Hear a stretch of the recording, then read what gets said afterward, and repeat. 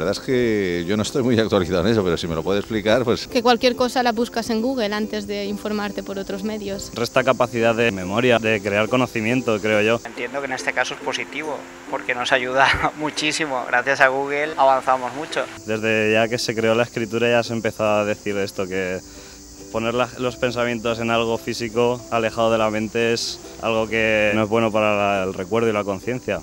¿El qué? Ciberbullying. Oh, sí. Cyberbullying. Oh. Vale. El ciberbullying, justamente vi una película ayer de eso. Pues no sé, pues alguna deformación de la utilización, ¿no?, del sistema, de algún sistema de informática o algo de eso.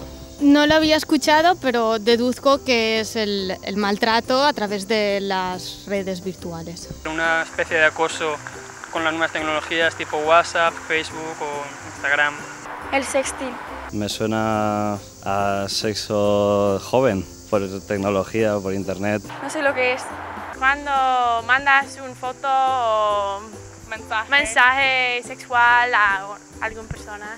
Es universal. Tecnoestrés, suena como así, como muy viciado a la tecnología y eso. Todo el mundo depende de la tecnología para vivir y que sin ella parece que no podamos vivir, ¿no? Te crea una ansiedad por tener el teléfono móvil o cualquier otra tecnología. La cibercondria. Cibercondria. No, ni idea. Como los hipocondríacos, solo que por internet. Los que no les guste sentirse mal así, pues que vayan al médico, que para eso los tenemos, que es público todavía. Grooming. ¿Sabes o no? No. Como que miente y se hace pasar por alguien que no és. Me pareix deplorable, una falta d'ètica i que pots amargar la vida d'un altre subjecte. No, algo referido con los gnomos, pero... A lo mejor es una burrada, pero fobia a la gente pequeña.